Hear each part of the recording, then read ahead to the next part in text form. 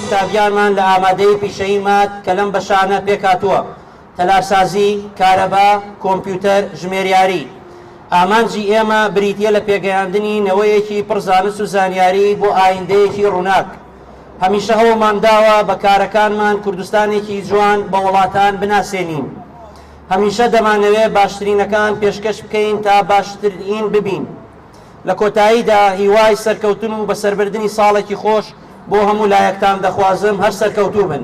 ئێستاش داوا لە دکتۆر جەمیل دەکەین بێت بۆ لەتکردنی کێکی مەڕاسیمەکە لەگەڵ قوتابیانی قۆناغی یەکەمی پەیمانگاکەمان. هەر شاد و سەرفراز و سەرکەوتوو بن بە هیوای ساڵێکی خۆش بۆ هەموو لایەک.